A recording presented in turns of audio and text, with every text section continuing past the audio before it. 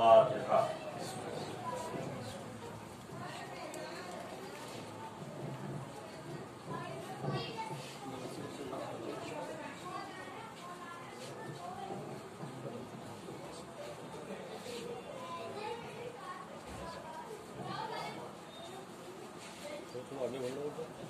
اعوذ باللہ من الشیطان الرجیم،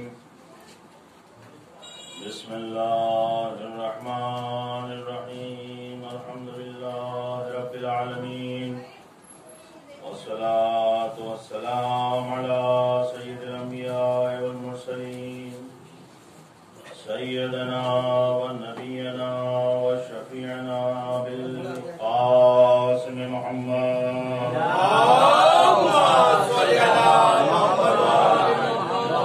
الطاهرين المعصومين المظلومين، ولعنة الله على أعدائهم أجمعين من يومنا هذا إلى قيام يوم الدين. أما بعد، قال رسول الله صلى الله عليه وآله: بسم الله الرحمن الرحيم. يا علي إذا رأيت الناس يشتغلون بالفضائل واشتغل أنت بالفرائض. صلوات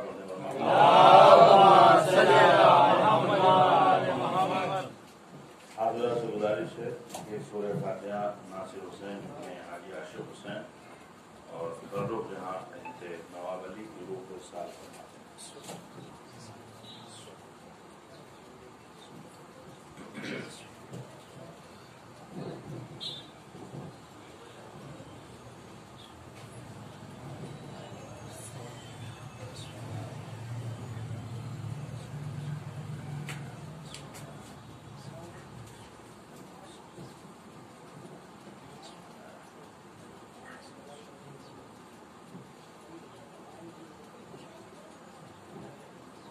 صلوات پڑھتے ہیں محمد.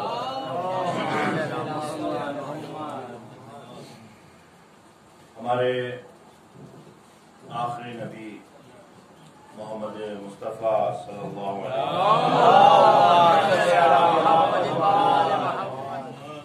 کا ہمارے پہلے امام مولا کائنات حضرت علی ابن ابی طالب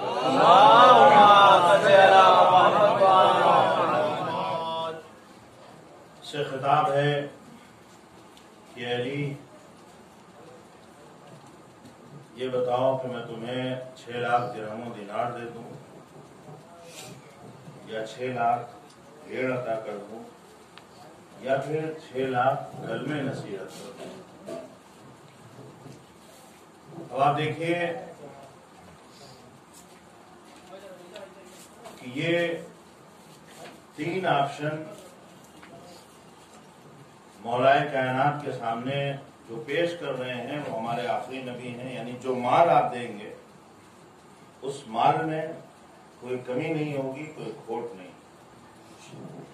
کہنے علی اگر چاہو تو 6 لاکھ درہم و دینار لے لو، اور اگر کہو تو 6 لاکھ جانور تمہیں دے دیں، یا پھر یہ کہ 6 لاکھ کلمے نصیحت کر. مولا کائنات نے یہ نہیں کہا کہ آپ 6 لاکھ درہم و دینار دے دیجئے، یہ نہیں فرمایا کہ آپ ہمیں 6 لاکھ جانور دے دیجئے، بلکہ آپ نے کہا یا رسول اللہ آپ ہمیں 6 لاکھ کلمے نصیحت فرمائیں. دیکھیے عزیزوں، بہت اہم ہے کہ ہم جس کو چاہتے ہیں اس کا مزاج کیا ہے اور ہمارا مزاج کیا ہے. ہمیں جس کی محبت کا دعویٰ ہے اسے کیا پسند ہے اور ہمیں کیا پسند ہے. جس کے ساتھ دنیاوی رشتے چھوڑیے، ہم یہ کہتے ہیں کہ آخرت میں بھی ہمیں انہی کے ساتھ رہنا ہے. تو دنیا میں تو یہ ہوتا ہے کہ اگر ہمارے مزاج نہیں ملتے ہیں، یہ جو دنیاوی رشتے ہوتے ہیں صرف مزاج نہ ملنے کی وجہ سے ٹوٹ جاتے ہیں. بہت اہتمام سے آپ رشتہ لے کے جاتے ہیں، دوستوں کو لے کے جاتے ہیں، باقاعدہ اعلان ہوتا ہے، کارڈ چھپتا ہے، لیکن ایک وقت ایسا آتا ہے کہ نہیں اب ہمیں ساتھ نہیں رہنا. کہا کیوں نہیں رہنا؟ کہا ہمارا مزاج نہیں مل رہا ہے. اگر آپ سفر میں ہو ٹرین میں اور آپ کے ساتھ کوئی ایسا بیٹھا ہو کہ جس سے مزاج نہ ملے تو یہ 2-4 گھنٹے کا سفر بھی دشوار ہو جاتا. کیوں؟ کیونکہ ہمارا مزاج نہیں مل رہا ہے. یعنی جہاں مزاج نہیں ملتا ہے، یا یوں کہہ دیا جائے کہ کردار سے کردار نہ ملے، وہاں چند گھنٹوں کا سفر دشوار ہو جاتا ہے. اب اگر ہم یہ کہہ رہے ہیں کہ ہمیں مولا کے ساتھ یہاں بھی رہنا ہے اور وہاں بھی رہنا ہے، تو پھر ہمیں دیکھنا پڑے گا کہ مولا کا مزاج کیا ہے اور ہمارا مزاج کیا ہے.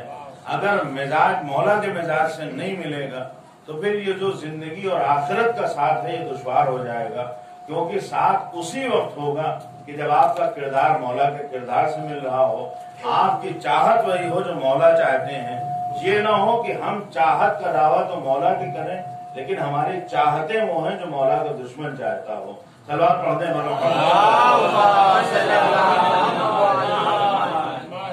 لہٰذا بہت اہم ہے. آپ دیکھیے مولا کیا کہہ رہے ہیں. ہمارا مزاج کیا ہے کہ اگر ہمارے پاس کہیں سے پیسہ آ رہا ہو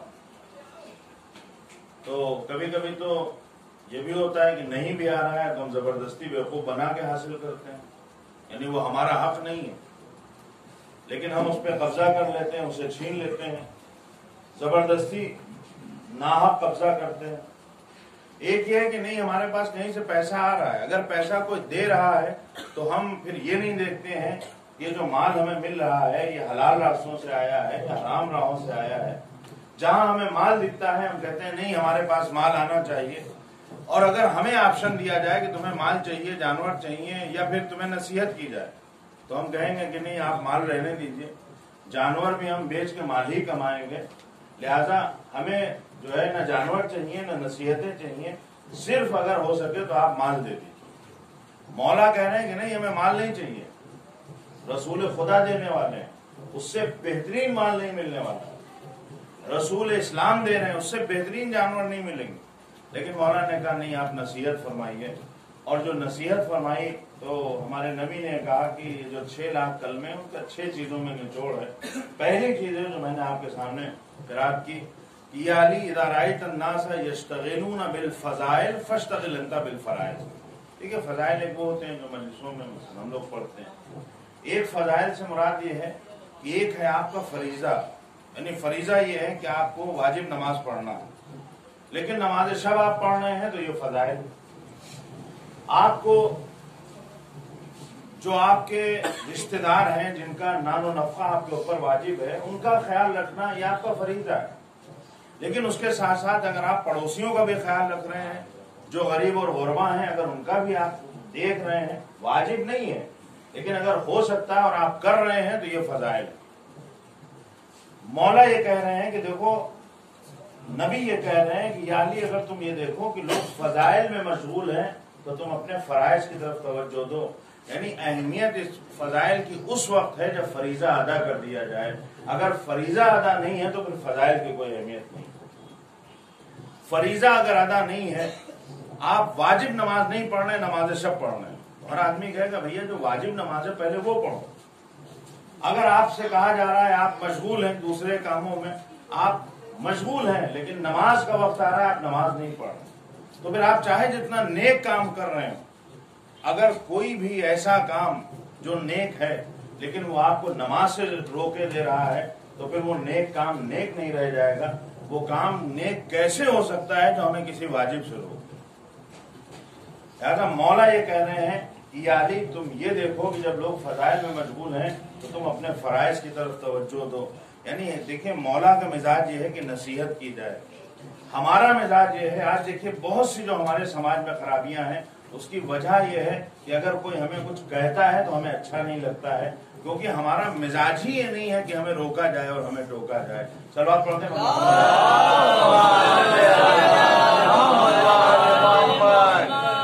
آپ حضرت کو آگے تشریف لیں.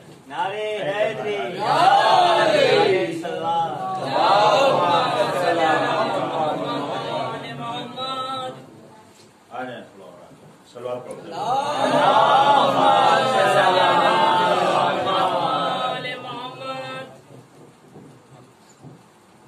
صلوات پڑھنے پر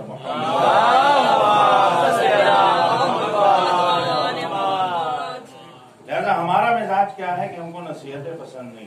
اب آپ دیکھیے کہ ہمارے سماج میں بہت سی خرابیاں ہیں. اس کی ایک وجہ یہ ہے کہ آج کل ہم اپنے محلے کے بزرگوں کو یا گھر کے بزرگوں کو یہ اختیار نہیں دیتے ہیں کہ ہمیں ٹوکا جائے. آج کل اکثر ہماری لڑائیاں اس بات پہ ہو جاتی ہیں کہ آپ نے ہمارے بچے کو کیوں ٹوکا. آپ کو جو بھی سمجھانا بجھانا اپنے بچوں کو سمجھائیے, ہمارے بچے کو نہ ٹوکیے. نتیجہ یہ ہوتا ہے کہ سماج میں برائیاں پنپتی رہتی ہیں اور کوئی ٹوکنے والا نہیں. امام حسین علیہ السلام نے جو اپنے قیام کا مقصد بیان کیا ہے, اس میں آپ دیکھیے کہ جب آپ نکل رہے ہیں تو آپ نے یہ ارشاد فرمایا ہے کہ میں کس لیے نکل رہا ہوں, غرور کے لیے نہیں, باطل کے لیے نہیں, فساد کے لیے نہیں, اريد ان آمر بالمعروف. میں اپنے نانا کی امت کی اصلاح کرنا چاہتا ہوں. میں چاہتا ہوں کہ امر بالمعروف کروں وانہا عن المنکر, اور لوگوں کو برائیوں سے روکوں. یعنی حسین کی چاہت یہ ہے کہ لوگوں کو اچھائی کی دعوت دی جائے اور برائیوں سے روکا جائے. جہاں یہ مزاج ہوگا وہاں مزاج حسینی ہے, اور اگر حسین کی چاہت کچھ اور ہے, ہماری چاہت کچھ اور ہے, تو پھر حسین کے راستے پہ چلنا ہمارے لیے دشوار ہو جائے گا. کیونکہ جہاں مزاج ملتا ہے وہاں ساتھ چلا جاتا ہے, جہاں مزاج نہیں ملتے ہیں وہاں انسان ساتھ بھی نہیں چل پاتا. بہت سے لوگ ہیں جنہوں نے جو مولائے کائنات کے ساتھ تھے. دیکھیے تاریخ کا لمحہ یہ ہے, تاریخ میں آپ دیکھیے جنگ صفین میں مولائے کائنات کے ساتھ جنگ کرنے والا شمر تھا. تاریخ میں ثابت ہے, یہ کوئی ایسی چیز نہیں ہے کہ جو کہیں کہ آپ ثابت نہیں ہے اور دیکھا نہیں ہے ایک آدھ کتابوں میں. یہ چیز ثابت ہے, تاریخ میں یہ چیز ثابت ہے کہ شمر مولائے کائنات کے ساتھ جنگ صفین میں شامل تھا. ہم کیا کہتے ہیں؟ ہم کہتے ہیں کہ اگر ہم ہوتے تو مولا کا ساتھ دیتے, اور اگر ہمیں ایسا موقع ملے گا تو کوئی گارنٹی نہیں ہے, اور خاص کر کے آج کل کے حالات کو دیکھتے ہوئے, کہ ہم حق کا ساتھ دے پائیں گے یا نہیں دے پائیں گے. بہت سے مقامات پہ آج ہوتا ہے کہ ہمارے سامنے باطل ہے, لیکن ہمارے اندر اتنی ضرورت نہیں ہے کہ ہم یہ کہہ دیں کہ یہ انسان غلط ہے یا اس کا کام غلط ہے. اتنی زیادہ اسی وجہ سے ہمارے سماج میں فرش اعضا پہ بیٹھنے والے لوگوں میں بھی کچھ لوگ ایسے کیوں نکل آئے ہیں جو قرآن کی توہین کر رہے ہیں. اس لیے کیونکہ کل ہم نے ان کو ابتدا میں ٹوکا نہیں تھا. جب ہم نے ان کو ٹوکا نہیں ہے تو حوصلے بڑھتے چلے جاتے ہیں. پہلے مسجد کی مخالفت کی جاتی ہے, پھر اسلام کی مخالفت کی جاتی ہے, پھر قرآن کی مخالفت کی جاتی ہے, نبی کی مخالفت کی جاتی ہے. حسین یہ کہہ رہے ہیں کہ میں یہ چاہتا ہوں کہ امر بالمعروف کروں اور لوگوں کو برائیوں سے روکوں. جہاں ایسا معاشرہ ہوتا ہے وہاں جلدی انسان کا حوصلہ نہیں ہوتا ہے کہ اس طرح کی برائیوں کو انجام دے.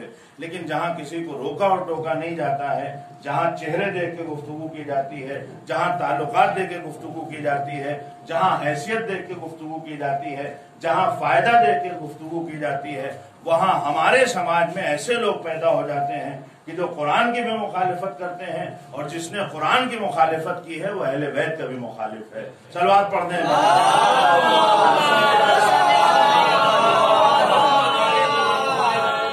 امام حسین علیہ السلام نے ہمیں یہی سکھایا ہے کہ تم سب کچھ لٹا دو لیکن دین پر آنچ نہیں آنے دینا چاہیے, یعنی دین کا سودا نہیں ہونا چاہیے. لیکن ہمارے یہاں کیوں ایسا ہوتا ہے, کیوں ہم ساتھ دیتے ہیں ایسے لوگوں کا, کیوں ہم ان کے ساتھ بیٹھ بھی جاتے ہیں, ان کی محفلوں میں بھی جاتے ہیں؟ وجہ یہ ہے کہ ظاہری طور پہ ہم مضبوط ہیں لیکن ہماری روحیں بہت کمزور ہیں. جب روحانی اعتبار سے انسان کمزور ہو جاتا ہے تو اس کے سامنے کچھ بھی غلط ہوتا ہے پھر اس سے بولا نہیں جاتا ہے. آپ دیکھیے یہ شمر جیسے لوگ جو مولائے کائنات کے ساتھ جنگ کرنے والا, یعنی امام کے ساتھ جنگ کرنے کی سعادت کسی کو ملے, اور پھر وہی شخص ہمیں ایک دن کربلا کے میدان سے جب نکلتا ہوا دکھائی دیتا ہے تو اس کے ہاتھوں میں امام حسین کا سر. ہمارے لیے یہ سوچنے کا مقام ہے کہ آخر ایسی کون سی بات تھی کہ جس نے شمر کو شمر بنا دیا.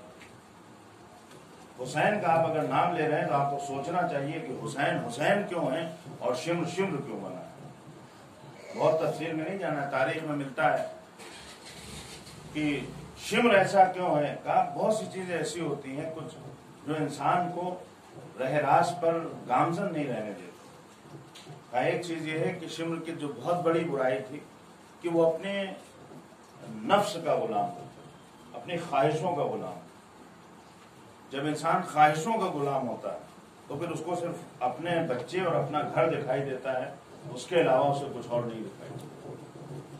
شمر کا عالم یہ تھا کہ اس کے دسترخوان پہ آج کیا ہے, کل کیا ہوگا, پرسوں کیا ہوگا, کیا کھانا ہے, میں کیا کھاؤں, میرے بچے کیا کھائیں, یہ سارا ہم و غم ہے. لیکن اسی کے مقابلے میں ہم دیکھتے ہیں کہ مولا کائنات کا دل چاہتا ہے ایک دن کچھ کھانے کا. آپ یہ دیکھیے کون مولا کائنات جن کے اختیار میں پوری دنیا ہے اور ان کا دل چاہ رہا ہے کچھ کھانے کا, کوئی خاص ڈش. خاص ڈش کا مطلب یہ نہیں کہ ہماری طرح کوئی بہت ہائی فائی, مثلا کوئی خاص سبزی. اور مولا کا دل چاہ رہا ہے, آپ نے اپنی اس خواہش کو دبایا.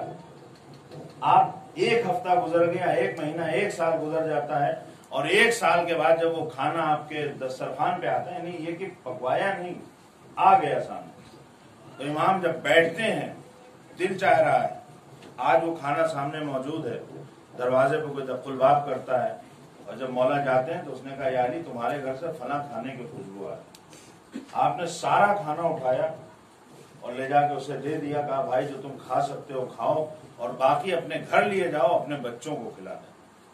یعنی جہاں خواہش نفس سے انسان پل بھر میں گزر جائے وہاں مولا کائنات کی سیرت نظر آتی ہے, اور جہاں انسان خواہشوں کا غلام ہو جاتا ہے وہاں شمر جیسے کردار بنتے ہیں. ہمارے یہاں کیا ہے, ہمارا مزاج کیا, اگر ہمارا دل چاہ رہا ہے کسی چیز کو تو ہم لوگ ایک وقت ہو سکتا ہے صبر کر لیں, 2 وقت, لیکن اگر اختیار میں ہے تو پھر ایسا نہیں ہے کہ ہمارا کلچے نہاری کھانے کا دل چاہ رہا ہے اور کوئی روک لے. ایسا نہیں ہے کہ ہماری خواہش ہو کوئی روک لے, لیکن جہاں انسان اپنی خواہشوں کو آگے رکھتا ہے وہاں انسان کی روح کمزور ہوتی ہے. جہاں انسان اپنی خواہشوں کو آگے رکھتا ہے وہاں صرف جسم کو کی خواہشات کو دیکھتا ہے تو انسان کا جسم تو مضبوط ہوتا ہے لیکن روح کمزور ہو جاتی ہے. لیکن جہاں انسان جسم کو آگے نہیں رکھتا ہے بلکہ انسان یہ دیکھتا ہے کہ روح کو کس طرح سے مضبوط کیا جائے, تو ہوتا یہ ہے کہ اس کے دسترخوان پہ بھلے ہی جو کی روٹی کیوں نہ ہو اسے وہ نمک کے ساتھ کھائے, رات کو جاگ کر عبادت بھی کرتا ہے اور دن میں ہزاروں کے لشکر کے سامنے بھی کھڑا ہو جاتا ہے. کیوں؟ کیونکہ جہاں روح مضبوط ہوتی ہے وہاں ظالم کا بھی مقابلہ کیا جاتا ہے, ظلم کے سامنے بھی انسان سر بلند رہتا ہے. لیکن جہاں صرف جسم کے تقاضے پورے کیے جاتے ہیں وہاں انسان اپنی خواہشوں میں اتنا گرفتار ہو جاتا ہے کہ باطل اس کے سامنے ہوتا ہے لیکن وہ باطل کو باطل کہہ نہیں پاتا ہے. صلوات پڑھتے ہیں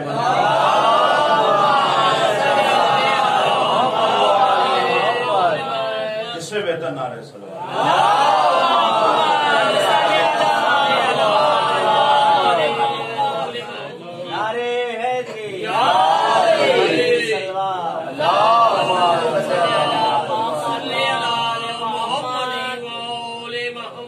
اب اگر آپ دیکھیں دور حاضر میں بہت سے ایسے لوگ ہیں جنہوں نے ہمارے سامنے بہترین کردار پیش کیا ہے. آج کی ڈیٹ میں اگر آپ سے پوچھا جائے کہ آپ شیخ زکزکی کو جانتے ہیں تو آپ میں سے اکثریت وہ ہے جو یہ کہے گی کہ ہاں ہم کو معلوم. لیکن آج سے 4 سال پہلے آپ انہیں جانتے تھے کہ نہیں جانتے تھے تو اکثریت یہ کہے گی کہ ہمیں نہیں علم. لیکن آپ یہ دیکھیے کہ ایک انسان جس کا تعلق افریقہ جیسے ملک سے, اس نے 30-40 سال پہلے جا کے حوزے میں علم حاصل کیا اور اس کی اس طرح سے تربیت کی جاتی ہے کہ آج کی تاریخ میں اس نے لاکھوں لوگوں کو شیعہ کیا. لاکھوں لوگوں کو, 2-4-10 نہیں, 2-4-10 ہزار نہیں. اس بار جو محرم کے بارے میں رپورٹ تھی وہاں کی وہ یہ کہ عاشورہ میں 100 سے زیادہ نائجیریا کے شہر میں مراسم عزاداری برپا کیے, 100 سے زیادہ شہروں میں. یعنی وہ نائجیریا جہاں کل تک آپ کے تصور میں نہیں تھا کہ وہاں مومنین کی تعداد ہو سکتی ہے. 100 سے زیادہ شہروں میں عزاداری برپا کی جاتی ہے, تو پھر نہ جانے ہزاروں دیہاتوں میں عزاداری برپا کی گئی ہوگی. یہ کیوں ہے؟ کیونکہ وہ جو انسان آج کے دور میں, دیکھیں اس وقت کی بات نہیں ہے, جب آپ اس کی زندگی کو دیکھیں گے تو آپ کو یہ نظر آئے گا کہ انہوں نے اس طرح سے کربلا کے پیغام کو آگے پہنچایا ہے کہ 7-8 فرزند ان کے شہید کر دیے جاتے ہیں, انہیں گولیاں ماری جاتی ہیں, ان کی بیوی کو بھی اسیر کر لیا جاتا ہے. لیکن اتنی تمام پریشانیوں کے باوجود انہوں نے باطل کے آگے سر نہیں جھکایا. کیوں؟ کیونکہ وہاں جسم نہیں روح اتنی مضبوط ہے کہ باطل کتنا بھی ظلم کر لے سر نہیں جھکایا جائے گا. صلوات پڑھنے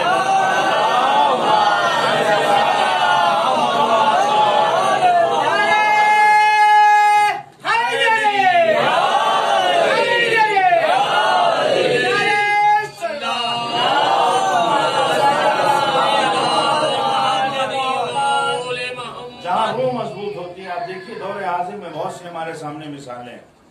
آپ نے جنرل قاسم سلیمانی کا نام سنا ہو، کتنی عقیدت کے ساتھ ہم نام لیتے ہیں۔ آج سے 2-4 سال پہلے ہم لوگ جانتے تھے کہ نہیں جانتے تھے، تو اکثر لوگ کہیں گے کہ نہیں ہم نے نام ہی نہیں سنا تھا، ہم نہیں جانتے۔ لیکن آج آپ دیکھیے کہ ایک انسان، ایک جنرل ہے، کوئی بہت بڑی چیز نہیں ہے، ایک جنرل ہے، اسے ایک دوسرے ملک میں شہید کر دیا جاتا ہے۔ جو اسے شہید کر رہا ہے اسے اپنے اقتدار پر پوری طرح سے بھروسہ ہے، غرور ہے کہ ہم اس وقت سپر پاور ہیں، ہم جسے چاہیں جہاں چاہیں مار سکتے ہیں، کوئی ہمارا کچھ بھی بگاڑ نہیں سکتا ہے۔ اسے یہ سمجھ میں آ رہا ہے کہ آج اگر ہم جو چاہیں جیسا چاہیں جہاں چاہیں کر لیں گے، لیکن عزیزوں 1 سال کا وقت نہیں گزرا ہے اور شہید کا خون اس طرح سے رنگ لے کر آتا ہے کہ وہ جو اپنے آپ کو بہت بڑے تخت و تاج کا مالک سمجھ رہا تھا، اسے اسی کے محل سے ذلیل و خوار کر کے نکال دیا جاتا ہے، اور شہید کا نام دنیا بھر میں عزت اور احترام کے ساتھ لیا جا رہا ہے۔ یہ وقار کیوں ہے، یہ عزت کیوں ہے؟ یہاں جسم مضبوط نہیں ہے، یہاں روح مضبوط ہے۔ صلوات پڑھیں۔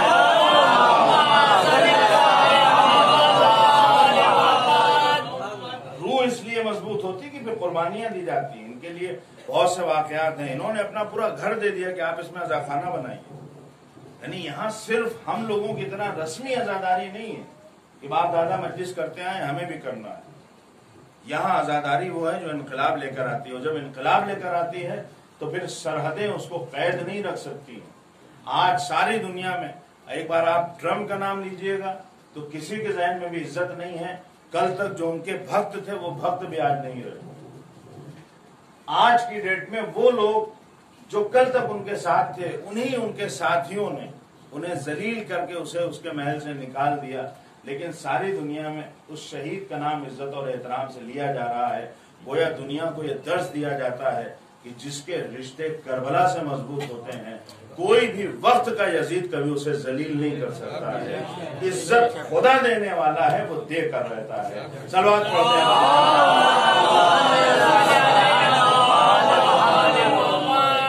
اس سے بہتر نعرے سے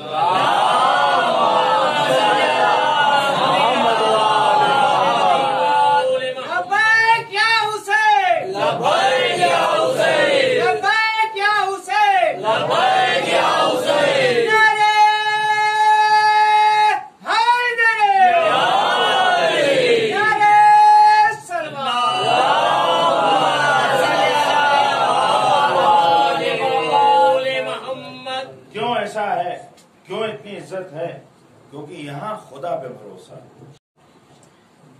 ہمارے یہاں کیا ہے کہ ہم یہ سمجھتے ہیں کہ کسی منتری کے ساتھ فوٹو کھنچوا لیں گے تو ہم صاحب عزت ہو جائیں گے۔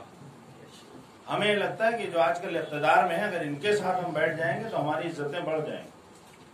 وہ ہمیں کیا عزت دیں گے جنہیں اس مقام تک پہنچانے والے بھی ہم نہیں ہیں۔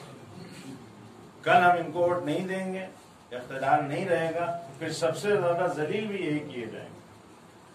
تاریخ ہمارے سامنے ہے، یہی ہوتا ہے۔ جو صاحب اقتدار ہے صاحب عزت ہے، اقتدار چلا جاتا ہے عزت نہیں رہ جاتی۔ کیوں؟ کیونکہ یہ مصنوعی عزت، حقیقی عزت خدا دیتا ہے۔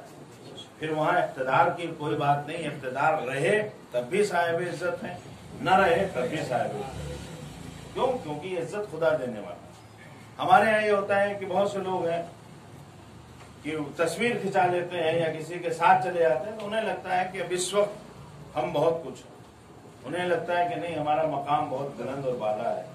آپ کا مقام تو اس سے زیادہ کیا بلند ہو سکتا ہے کہ آپ امام حسین علیہ السلام سے منسوب ہیں۔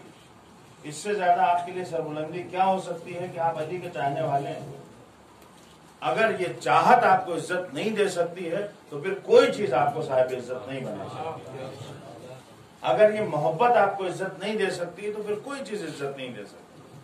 ہم علم کا احترام کیوں کرتے ہیں؟ کپڑے کا علم ہے، آپ احترام کرتے ہیں۔ کبھی ایسا نہیں ہوتا ہے کہ آپ آئیے اور علم کا کپڑا دیکھیے کہ اگر ریشمی کپڑا ہے مہنگا ہے تو 4 بوسے لے لیں گے، اور اگر سوتی ہے تو ایک ہی بار چھوڑیں۔ تعزیے میں یہ نہیں ہوتا ہے کہ اگر تعزیہ جو ہے وہ کاغذ کا ہے تو اس کا جو ہے احترام کم ہوگا، اور زری اگر سونے کی ہے تو اس کا زیادہ احترام ہوگا۔ نہیں، امام حسین سے منسوب ہے۔ کیوں آپ احترام کرتے ہیں؟ کیونکہ امام حسین سے منسوب ہے۔ امام حسین سے منسوب ہے تو آپ عزا خانے میں آتے ہیں تو سر جھکاتے ہیں، یعنی جو حسین سے منسوب ہو اس کے سامنے سر جھکانا چاہیے. یہاں کپڑا نہیں دیکھا جائے گا, یہاں لکڑی نہیں دیکھی جائے گی, یہاں سونا اور چاندی نہیں دیکھا جائے گا, یہاں نسبتیں دیکھی جائیں گی. یہ نسبت ہے جو ہمیں صاحب عزت بناتی ہے. اچھا یہ علم کس نے بنایا؟ اگر گھر میں مستورات نے بنایا تو بات دوسری ہے, ورنہ جو ہم مارکیٹ سے لے کر آتے ہیں ہمیں پتہ ہی نہیں ہوتا ہے کہ اس علم کو بنانے والا ہے. زری میں ہم کبھی تحقیق ہی نہیں کرتے ہیں کہ اس زری کو کس نے بنایا ہے, اس تعزیے کو کس نے بنایا ہے. ہم لے کے چلے آتے ہیں, جس کا بنانے والا ہمیں نہیں معلوم ہے, لیکن پوری عزت اس کی جاتی. کیوں؟ کیونکہ امام حسین علیہ السلام سے منسوب.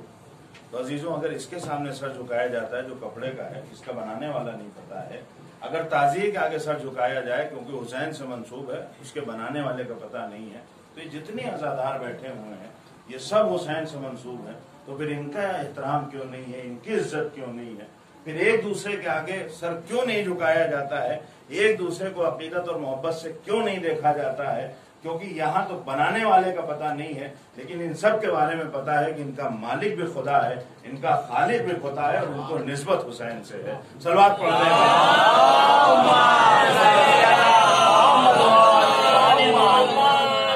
اسی لیے عزیزوں, جو مومن کی جو عزت کہا گیا ہے کہ مومن کی حرمت یعنی کعبے کی حرمت. آپ غلاف کعبہ کو پکڑ کے جائیے, دسیوں بوسے دیجئے, اور جو گھر میں کوئی آپ کے مومن ہے, جو شہر میں مومن ہے, آپ اس کی بے عزتی کر رہے ہیں. یا آپ اس کی بے عزتی نہیں کر رہے ہیں, بلکہ آپ نے کعبے کی حرمت کا خیال نہیں رکھا. کبھی کبھی ہوتا ہے ہم لوگ بزرگوں کی بات نہیں سنتے ہیں.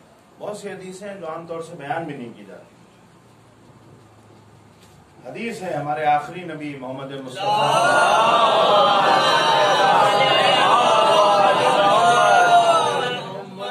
نصیحت کے حوالے سے بات کی. بہرحال بزرگوں کو حق ہے, ایک تجربہ ہوتا ہے, ان کو پتا ہے کیا صحیح ہے کیا غلط ہے, اور روکتے ٹوکتے ہیں تو غلط نہیں ہے. حدیث ہے کہ ہمارے آخری نبی ارشاد فرماتے ہیں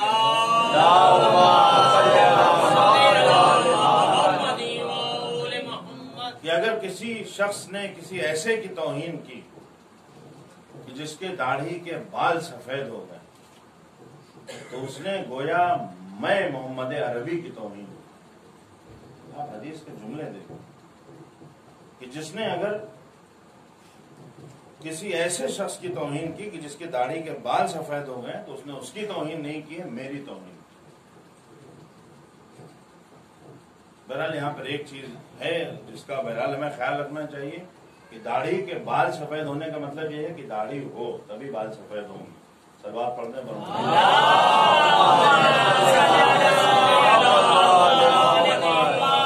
اب آپ یہ بتائیے کہ توہین رسالت ہے کہ نہیں ہے؟ اگر یہ حدیث آپ کے سامنے, یعنی اتنا مقام و مرتبہ ہے, لیکن ہمارے یہاں کیا ہوتا ہے کہ نہیں, ہم یہ سمجھتے ہیں کہ جو بعض حدیثیں ہمارے سامنے ہیں وہی خالی توہین ہو رہی ہے.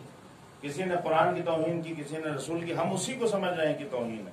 بہت سی حدیثیں ایسی ہیں کہ ہم اگر اپنے بزرگوں کی توہین کر رہے ہیں تو گویا اپنے رسول کی توہین کر رہے ہیں.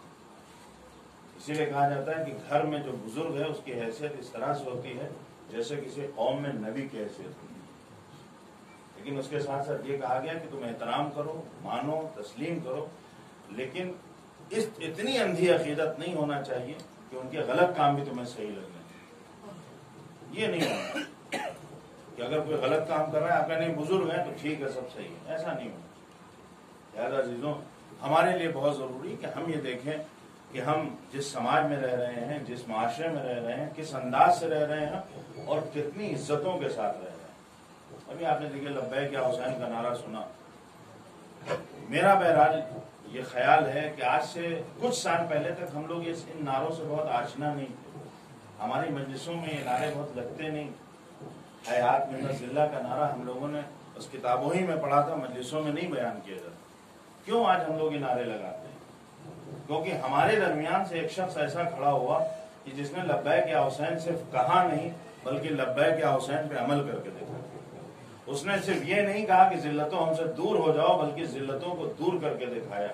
لہٰذا ہم دیکھتے ہیں کہ وہ سید حسن نصر اللہ کہ جن کا تعلق عرب سے ہے, لیکن انہوں نے جب میدان جنگ میں آ کر لبیک یا حسین کہا ہے تو پھر اس پر عمل کر کے دکھایا ہے، اور اس طرح سے عمل کیا ہے کہ وہ اسرائیلی کہ جنہوں نے کبھی 3 دن میں سارے عرب کو شکست دی تھی، کبھی 7 دن میں سارے عرب ممالک کو شکست دی تھی، جو آخری جنگ ہوئی ہے 33 دن تک جنگ ہوتی ہے، لیکن 33 دن کی جنگ کے بعد بھی یہ 1 انچ زمین پہ قبضہ نہیں کر سکے.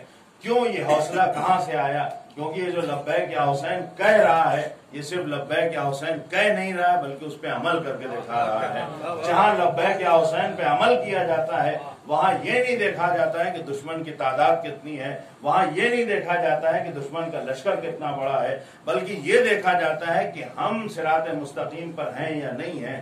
اگر ہم حق پر ہیں تو پھر ظالم کتنا ہی بڑا کیوں نہ ہو اس کے آگے سر نہیں جھکانا ہے. صلوات پڑھ دیں.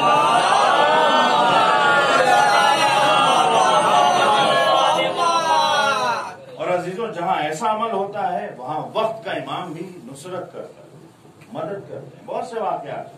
امام خمینی جب انقلاب لے کر آئے ہیں، جب انقلاب جس روز آیا ہے، جب پبلک باہر آئی، تو آپ نے کہا کہ کل گھروں میں رہنا حرام، یعنی ہر انسان کل گھر سے باہر آئے. تو بہت سے لوگ آئے، علماء بھی تھے، انہوں نے کہا کہ کیسی باتیں کر رہے ہیں، یہاں ہزاروں لاکھوں کی تعداد میں مومنین باہر آئیں گے اور فوج ہے، ہتھیار ہے، نہ جانے کتنے مومنین شہید ہو جائیں گے، لہذا آپ نے اپنا حکم واپس لیجیے ورنہ بہت سے مومنین شہید ہو جائیں گے. تو امام خمینی نے سر اٹھا کے کہا کہ یہ بتاؤ، اگر وقت کے امام کا یہی حکم ہو تو کیا جواب؟ اگر وقت کا امام یہ کہہ دے کہ آج گھروں سے باہر نکلا تو کیا کہو؟ وہ سب لاجواب ہو گئے. اور پھر اگلے دن سارے لوگ باہر آتے ہیں، کسی ایک مومن کی بھی شہادت نہیں ہوتی ہے. اور یہ عمل یہ بتاتا ہے کہ یہ جملہ خود سے نہیں کہا جا رہا ہے بلکہ وقت کے امام کی تعریف. صلوات پڑھتے ہیں.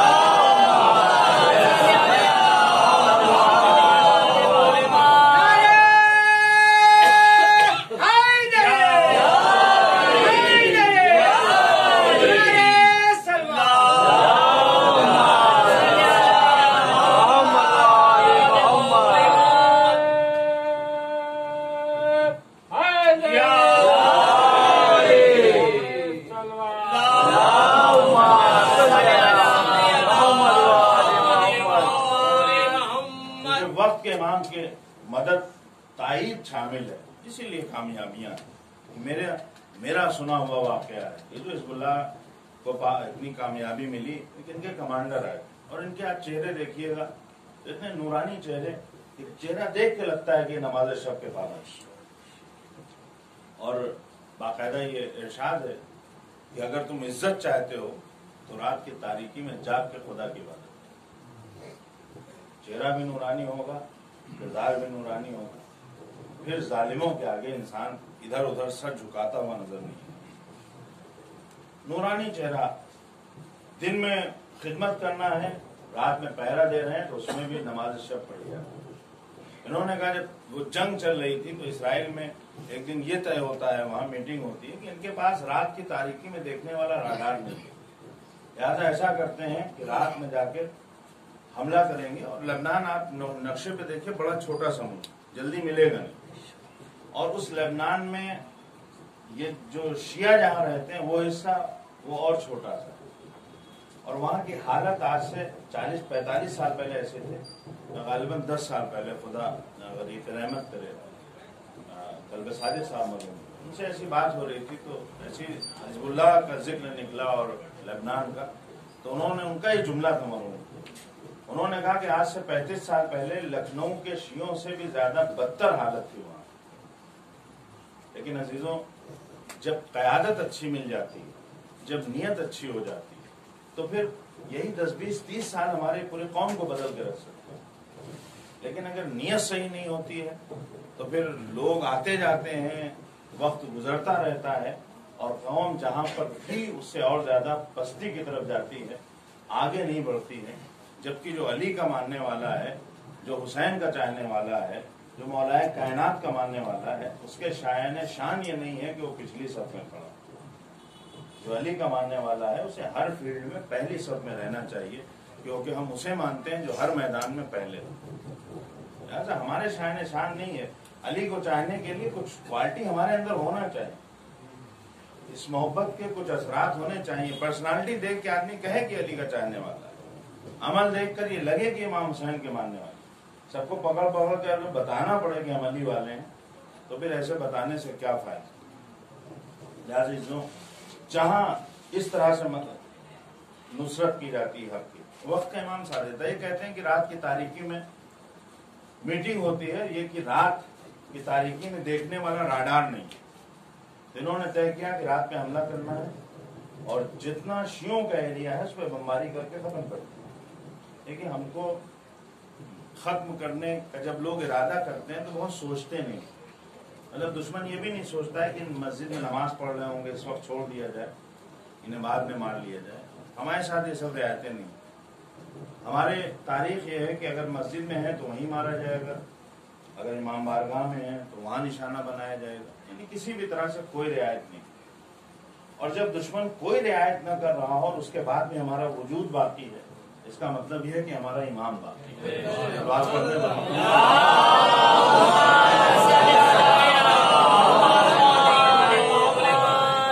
ہمارے امام کے وجود پہ سب سے زندہ دلیل یہ ہماری چلتی ہوئی سانسیں ہیں. یہ ہمارا زندہ رہنا اس بات کی دلیل ہے کہ ہمارا امام قائم ہے. تو آپ یہ دیکھیے کہ وہاں میٹنگ ہوتی ہے اور اصول یہ ہے کہ جب اٹیک کیا جاتا ہے تو فائٹر پلین جب حملہ کرتے ہیں تو ایک فائٹر پلین آگے رہتا ہے کہ اگر جو ہمیں اطلاع ہے اس کے خلاف ہو اور ان کے پاس کہیں راڈار ہو تو زیادہ نقصان ہو. تو اب یہ کمانڈر بتاتے ہیں کہ میں رات کی تاریکی میں نماز شب میں مشغول ہوں. اور دیکھیے نماز شب کس طرح سے عزت اور وقار عطا کرتی ہے. انہوں نے کہا نماز شب پڑھ رہے تھے, اثناء نماز ہمارے ذہن میں خیال سا آیا جیسے کسی نے کہا ہو کہ بغیر دیکھے ہوئے رات کی تاریکی میں فائر کر. کوئی آواز نہیں سنائی دے رہی کیونکہ فائٹر پلین بعد میں آتا ہے, پہلے آتا ہے, آواز بعد میں آتی ہے. راڈار ہے نہیں کہ جس پہ فائٹر پلین دکھائی دے. انہوں نے کہا کہ ایسا لگا کہ جیسے کوئی الہام سا ہو, کسی نے کہا ہو کہ تمہیں یوں ہی بغیر دیکھے ہوئے فائر کرو. اور انہوں نے اسی الہام اور اسی آواز کے بنیاد پر بغیر دیکھے ہوئے, بغیر کسی آواز کے سنے ہوئے رات کی تاریکی میں ایک فائر کیا. اور وہ اکلوتا فائر اس اکلوتے فائٹر پلین کو لگا جو سب سے آگے آ رہا. جیسے ہی اس فائٹر پلین کو لگا وہ فائٹر پلین تباہ اور برباد ہو گیا. دشمنوں میں کھلبلی پیدا ہو گئی, سب کے سب واپس بھاگے کہ ہم تو یہ سمجھ رہے تھے کہ ان کے پاس رات کی تاریکی میں دیکھنے والا راڈار نہیں ہے, لیکن لگتا ہے کہ ان کے پاس رات کی تاریکی میں دیکھنے والا راڈار موجود ہے. جی چاہتا ہے ہاتھوں کو جوڑ کے عرض کروں کہ نہیں, ان کے پاس رات کی تاریکی میں دیکھنے والا راڈار نہیں ہے بلکہ پردے غیب میں رہ کر حفاظت کرنے والا امام موجود ہے.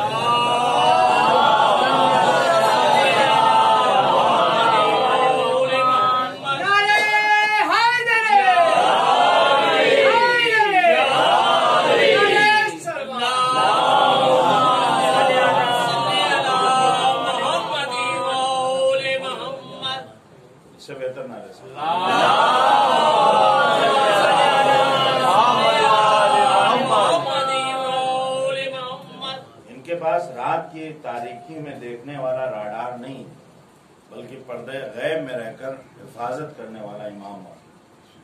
وہ دن کے اجالے میں بھی ہماری حفاظت کرتا ہے اور رات کی تاریکی میں بھی ہماری حفاظت. اسی لیے جو امام کی طرف ایک قدم آگے بڑھاتا ہے, امام اس کی طرف کئی قدم بڑھ کر آتا ہے. ہمارے ساتھ مجبوری ہے کہ ہم اس طرف دیکھنا ہی نہیں چاہتے, ہم اس طرف بڑھنا ہی نہیں چاہتے. امام کی کتنی ہمیں معرفت ہے, کہ امام کی جو ہمیں معرفت ہے, جو امام یاد آتے ہیں وہ شاید بہت سے لوگوں کو حلوہ دیکھنے کے بعد یاد آتے ہیں. تو اس سے لگتا ہے کہ آپ 15 شعبان قریب ہے, ایسا کچھ. اگر دیکھا جائے جو غیر معصوم ہے اور جو کامیاب ہے, اس کی وجہ یہ کہ انہوں نے صرف دعویٰ نہیں کیا بلکہ اس راستے پہ چلنے کی کوشش کی. ضروری نہیں کہ آپ یہ کہیں کہ نہیں مکمل ہر انسان جو چلے گا وہ 100% کامیابی ہی ملے, لیکن اگر ہم تھوڑا بہت بھی کوشش کرتے ہیں تو امام ہماری مدد اور نصرت کرنے ہی کے لیے. ایسا نہیں ہے کہ ہم ان کو پکاریں اور وہ ہماری آواز پہ لبیک کریں. ایسا نہیں ہے کہ ہم انہیں یاد کریں اور وہ ہمیں بھول جائیں، یہ ممکن ہی نہیں۔ ایسا نہیں ہے کہ ہم دشمنوں کے نرغے میں گھرے ہوئے ہوں اور اپنے وقت کے امام کو نصرت کے لیے آواز دیں اور وہ نصرت نہ کریں۔ بہت سے واقعات ہیں جہاں دشمنوں نے بہت سی سازشیں کی۔ اسی انقلابی اسلامی ایران میں جب انقلاب آیا تو اس کے بعد بہت مشہور واقعہ آپ دیکھیے گا جا کے، تبس کا واقعہ، اس کو جب آپ دیکھیں گے تو نیٹ پہ بھی آپ کو مل جائے، شاید اردو میں بھی ہو۔ اس میں باقاعدہ سازشیں ہوتی ہیں اور ایران میں ایک جگہ صحرا میں لا کے سارے فائٹر پلین لا کے جمع کر دیے جاتے ہیں اور یہ طے کیا جاتا ہے کہ فلاں موقع پہ ہمیں حملہ کرنا ہے اور جتنے بھی خاص لوگ ہیں انہیں تباہ اور برباد کر دیں۔ لیکن جب ان فائٹر پلین کو جیسے ہی ہوا میں بلند ہونا تھا اسی وقت صحرائی طوفان آتا ہے اور سارے کے سارے پلین اسی صحرا کے طوفان میں گم ہو جاتے ہیں اور وہیں سارے پلین آپس میں ٹکرا کے ختم ہو جاتے ہیں۔ یہ کیوں ہے؟ کیونکہ وقت کا امام ہماری نصرت کے لیے ہے۔ اگر ہم اس کی طرف ایک قدم آگے بڑھاتے ہیں تو امام ہماری مدد کرے۔ یقیناً عزیزوں، بہت سے ایسے واقعات ہیں، دامن وقت میں بہت زیادہ گنجائش نہیں ہے۔ ہم 2 مہینے سے زیادہ ہم نے امام حسین علیہ السلام کا ذکر، اور ہم لوگوں کی جو زندگی میں، اور آپ لوگ خاص کر کے جو لوگ لکھنؤ میں ہیں، مرکز اعضا کہا جاتا ہے، تو یہ جو مرکز اعضا ہے یہاں تو سال بھر خوب مجلسیں ہوتی ہیں اور لوگ سنتے رہتے ہیں، لیکن ایام اعضا کے لیے کہا یہ گیا ہے کہ اگر 2 مہینے گزر جائیں اور آپ کے اندر کوئی تبدیلی نہ آئے تو اس کا مطلب یہ ہے کہ آپ نے صحیح ڈھنگ سے عزاداری نہیں کی، کیونکہ امام حسین علیہ السلام کا ذکر انقلاب لاتا ہے۔ ایک ایسا ذکر ہے کہ ہم شب و روز وہ ذکر کرتے رہے اور وہ ذکر ہمارے اندر انقلاب لے کر نہیں۔ جب امام خمینی سے کسی نے پوچھا کہ آپ اتنا عظیم انقلاب کیسے لے کر آئے تو ان کا بڑا مشہور جملہ ہے، انہوں نے کہا وہاں ہر چداریم از محرم و سفر۔ انہوں نے کہا ہم جو کچھ بھی، جتنی بھی کامیابی ہے سب محرم اور سفر کی دین ہے۔ ہم لوگ ہیں ہندوستان والے، ہمارے یہاں تو محرم اور سفر کے علاوہ 8 دن ربیع الاول کے بھی، یعنی 8 دن ہم بڑھا کے عزاداری کرتے ہیں ایام اعضا میں۔ وہ کہہ رہے ہیں ہر چداریم از محرم و سفر، یعنی یہ محرم اور سفر ہیں جو ہمارے وجود میں انقلاب لا سکتے ہیں، ہمارے شہر میں انقلاب لا سکتے ہیں، ہمارے ملک میں انقلاب لا سکتے ہیں۔ یہی محرم اور سفر ہے، یہی عزائے سید الشہداء ہے کہ جس نے نہ جانے کتنے لوگوں کے وجود میں انقلاب برپا کیا ہے۔ اگر تازہ مثال دی جائے جو میں نے ابھی ذکر کیا کہ اگر آپ دیکھیں تو افریقہ میں اتنے لاکھوں لوگ شیعہ ہوئے ہیں تو اس میں ایک جو سب سے اہم وجہ ہے یہ وہی نام حسین ہے جو یہ انقلاب لے کر آیا ہے۔ یہ نام حسین ہے جو لاکھوں کی تعداد میں آج اس ملک میں جہاں ہم سنتے نہیں تھے کبھی کہ وہاں عزاداری ہوتی ہے، آج کی تاریخ میں کہا جا رہا ہے کہ 100 سے زیادہ شہروں میں عزاداری ہو رہی ہے۔ اور آپ دیکھیے کمال یہ ہے کہ ہم وہ لوگ جو خاندانوں کی بات کرتے ہیں، جو ذات پات کی بات کرتے ہیں، جو یہ طے کرتے ہیں کہ کون کیسا ہے اور کیا ہے، آپ یہ دیکھیے کہ آپ میں سے، اور یہ میرا دعویٰ ہے کہ آپ نے کبھی جب گفتگو آپس میں کی ہوگی تو آج تک آپ میں سے کسی نے یہ آپس میں گفتگو نہیں کی ہوگی کہ جنرل قاسم سلیمانی سید تھے یا غیر سید۔ آپ نے آپس میں کبھی یہ بات نہیں کی ہوگی کہ جو شیخ زرزکی ہیں ان کا رنگ اتنا کالا کیوں ہے اور گورا کیوں نہیں ہے، کوئی ایسی بات آپ نے نہیں کی ہوگی۔ آپ نے کبھی یہ بات نہیں کی ہوگی کہ حسن نصر اللہ کا شجرہ کہاں سے اور کیسے ہے، کوئی بات نہیں ہے۔ جہاں نام آ رہا ہے حسن نصر اللہ کا آپ عقیدت سے نام لے رہے ہیں، جہاں جنرل قاسم سلیمانی کا نام آ رہا ہے آپ احترام سے نام لے رہے ہیں، جہاں شیخ زرزکی کا نام آ رہا ہے بڑے احترام سے نام لیا جا رہا ہے۔ ایک عرب ہے، ایک عجم ہے، ایک کا افریقہ سے تعلق ہے، ایک کا رنگ گورا ہے، ایک کا رنگ کالا ہے، ایک سید ہے، ایک غیر سید ہے، لیکن کہیں کوئی تذکرہ ایسا نہیں ہے۔ کیوں آپ نے تذکرہ نہیں کیا؟ کیونکہ جب انسان کے وجود پر رنگ حسینی غالب آ جاتا ہے تو پھر اس کے بعد کوئی اور چیز لائق ذکر نہیں رہ جاتی۔ صلوات پڑھتے ہیں۔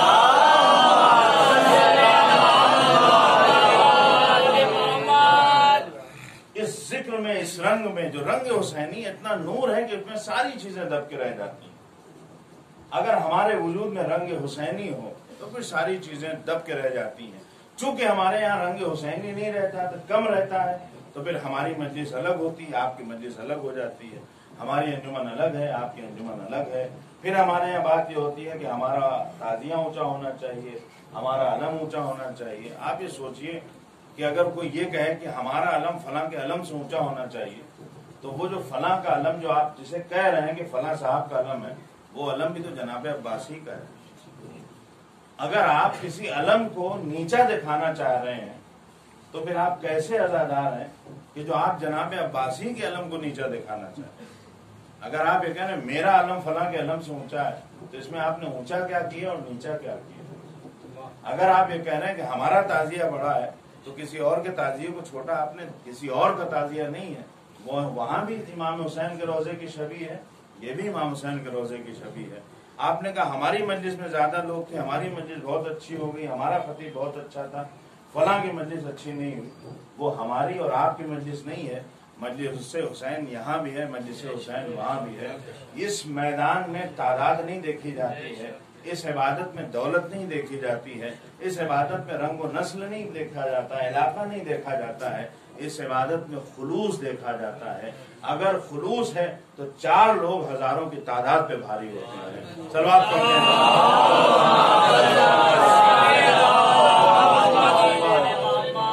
بس اسی مناسبت سے آخری واقعہ اور ربط مصائب کی بہت ہی مشہور شخصیت گزری، آپ نے شاید یہ واقعہ سنا ہو، تہران کے بہت بڑے خطیب تھے، آغا خمینی کے ہم بھی وہ مجلسیں پڑھتے تھے، آغا کوثری بڑا نام تھا، تو یہ بہت بڑی بڑی مجلسیں پڑھا کرتے تھے۔ تو ایک بار یہ کہیں مجلس پڑھنے گئے، ایام عزا تھے، تو کچھ بچوں نے گلی میں اپنا چادر وغیرہ تان کے چھوٹا سا امام باڑہ بنا دیا۔ تو وہ بچے آئے، انہوں نے کہا کہ آپ ہمارے یہاں مجلس پڑھ دی۔ تو انہوں نے کہا کہ ہمیں بہت مجلسیں پڑھنا، ہمارے پاس ٹائم نہیں ہے شہر میں۔ اب یہ لکھنؤ کی طرح نہیں ہے کہ آپ یہ سوچیں کہ یہاں کی جو آبادی ہے تہران میں پھر آداد جو ہے وہ پھر لاکھوں میں نہیں بلکہ کروڑوں میں ہے وہاں پہ، تو وہاں جو مجلسیں ہوتی ہیں تو مجمع بھی بہت زیادہ ہوتا ہے، لاکھوں کا مجمع۔ تو انہوں نے کہا کہ بڑی بڑی مجلسیں ہمیں پڑھنا ہے، ہمارے پاس وقت نہیں۔ تو بچوں نے کہا نہیں، ہم چاہتے ہیں آپ تھوڑا سا آئیے، بس پڑھ دیجیے۔ تو یہ کہ جاتے ہیں، بہت اصرار ہوتا ہے، تو گئے اور بچوں کی مجلس میں 4-6 بچے تھے، انہوں نے مجلس تھوڑی سی پڑھ دی 2-4 منٹ، اور بچے تبرک میں انہوں نے چائے بنائی۔ تو وہ چائے جب ان کے سامنے رکھی گئی تو بچوں نے بنایا تھا، کافی دیر ہو گئی تھی، چائے ٹھنڈی ہو گئی، انہوں نے چائے دیکھا ٹھنڈی ہے تو اسے سائڈ میں رکھ دیا۔ رات میں جب یہ سوتے ہیں تو انہوں نے خواب میں جناب فاطمہ سلام اللہ علیہ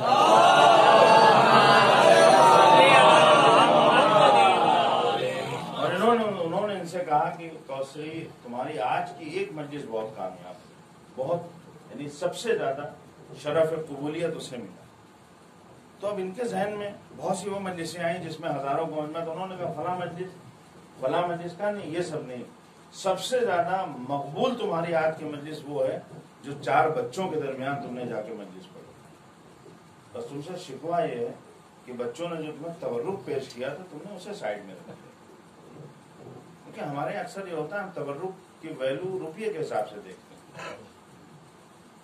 یعنی آپ یہ دیکھیں چائے ٹھنڈی بھی ہے، وہ چائے بھی کالی چائے ہوتی ہے، یعنی ہمارے یہاں تو جلدی تھوڑا دودھ وغیرہ پڑتا ہے تو اس کی قیمت کچھ زیادہ ہوتی ہے، لیکن وہ صرف چائے کی پتی، ہلکا سا کلر اور پانی، وہ چائے ہے، اور اس چائے کو انہوں نے ٹھنڈی چائے تھی سائڈ میں کر دیا، تو کہا جا رہا ہے دیکھو اس کی اتنی ویلو ہے کہ ہمیں تکلیف ہو جائے۔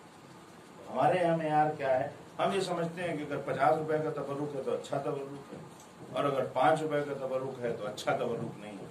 ہم یہ بھول جاتے ہیں کہ تبرک ہونے کی حیثیت سے وہ بھی تبرک ہے، یہ بھی تبرک ہے۔ جب آپ زیارت کرنے جاتے ہیں تو بہت سے لوگ وہاں سے زیادہ سامان نہیں لا پاتے، کچھ چنے وہاں سے لیتے ہیں اور دہلی لکھنؤ وغیرہ سے زیادہ لے کے بنامے تبرک ملا کے دیا جاتا ہے، اور وہ عقیدت سے لوگ اسے لیتے ہیں۔ کیوں اتنی عقیدت ہے؟ اب اس چنے میں کیا ہے، 2-4 روپے کے چنے مالی اعتبار نہیں، کیونکہ امام حسین کے روزے سے انسان آ رہا ہے، وہاں کا تبرک ہے، اس لیے اس کی اہمیت ہے۔ یعنی اگر حسین کی مجلس کا تبرک ہے تو اس کی اسی لیے بہت زیادہ اہمیت ہے کہ وہ تبرک ہے، اس میں یہ نہیں دیکھا جائے گی کہ اس کی قیمت کیا ہے، اس کی قیمت اگر جانچی اور پرکھی جائے گی تو تبرک ہونے کے اعتبار سے پرکھی جائے گی۔ لہٰذا عزیزوں، تبرک وہ بھی ہے جو مجلسوں میں تقسیم کیا جاتا ہے، اور تبرک آپ بھی ہیں جو امام حسین علیہ السلام سے آپ منسوب ہیں۔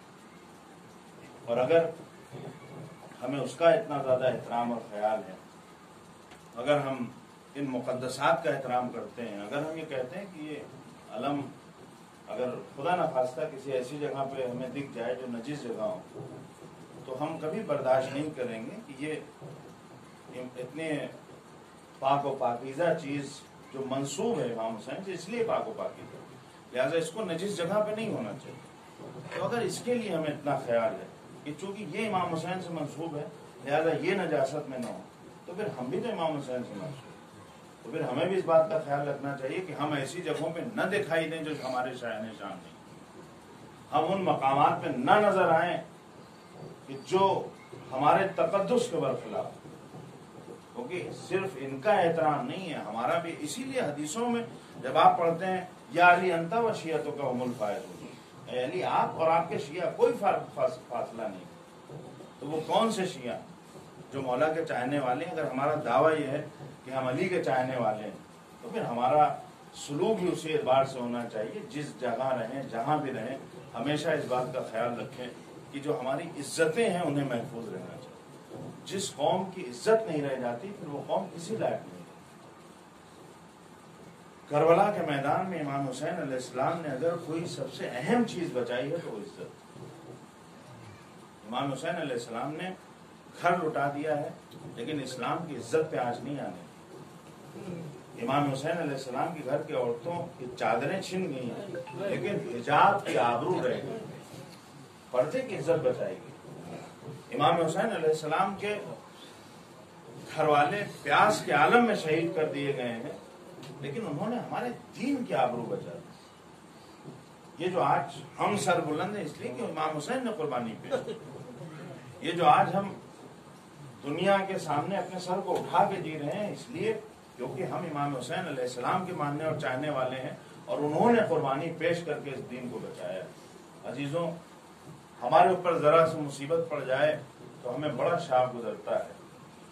ابھی جو پچھلے 1-2 سال میں حالات رہے ہیں بہت سے گھرانے میں 1-2 میتیں ہو، بعض گھرانوں میں 3-3 4-4 میتیں ہو.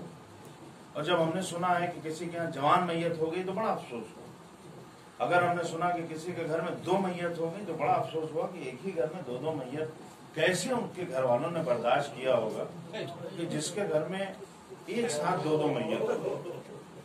بڑا افسوس ہوا اور ایسے لوگوں سے خاص ہمدردی ہوئی، سب گئے، دلاسا دیا، پرسا دیا.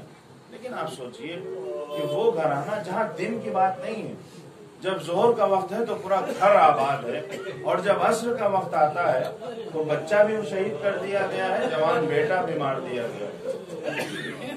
جب عصر کا وقت آتا ہے تو امام حسین علیہ السلام یکو تنہا ہے.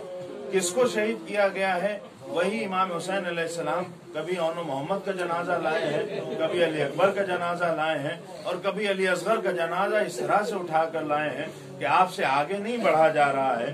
آپ انا للہ و انا الیہ راجعون کہہ کے کبھی آگے بڑھتے ہیں کبھی پیچھے ہٹتے ہیں. عزیزوں، یہ اتنا سخت مقام کیوں ہے؟ جناب علی اکبر کا جنازہ حسین نے اٹھایا ہے، تمام شہداء کے جنازے اٹھائے ہیں، لیکن جناب علی اصغر کا جنازہ اتنا وزنی کیوں ہے؟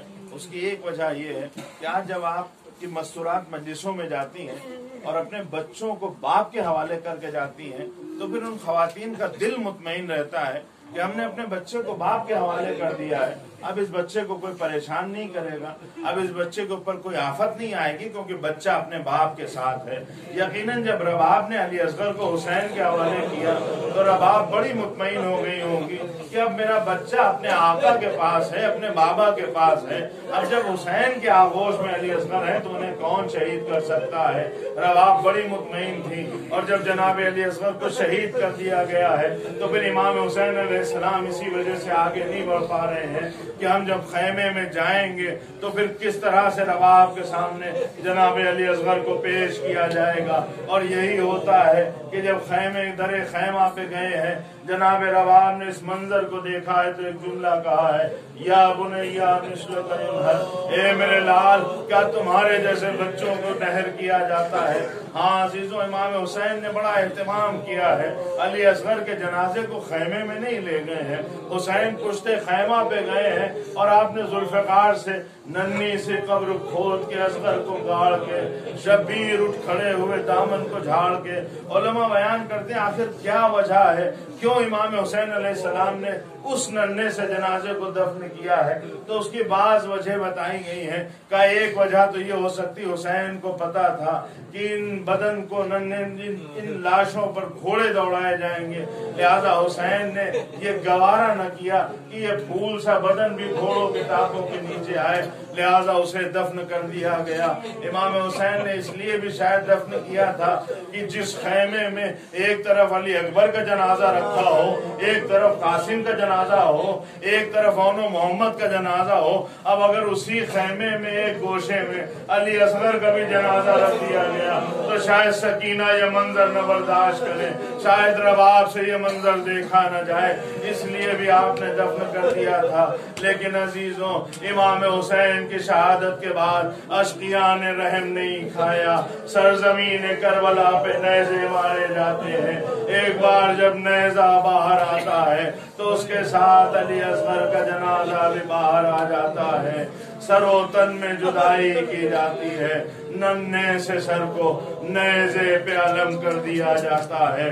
जरा सोचिए कि वो बीवियां जो इस गम को भूलना चाहती हैं कैसे भूलेंगी। वो बच्चे जिनको अक्सर हम बहला लेते हैं, वो बच्चे खेल कूद में मशगूल हो जाते हैं, लेकिन हुसैन के बच्चों को भूलने नहीं दिया गया। जब बच्चों का हम एहतमाम ये करते हैं कि अगर कोई गुजर जाता है तो उसकी सारी निशानियां बच्चों के सामने से हटा दी जाती हैं, लेकिन सकीना के साथ जुल्म ये है कि कभी तमाचे मारे जाते हैं तो चचा याद आते हैं, कभी बाबा का सर नागाहों के सामने है। अगर सकीना भूलना भी चाहे तो कैसे शाम गरीबा का मंजर भूलें, कैसे आशूरा के मंजर को फरामोश करें। वाह हुसैना वाह।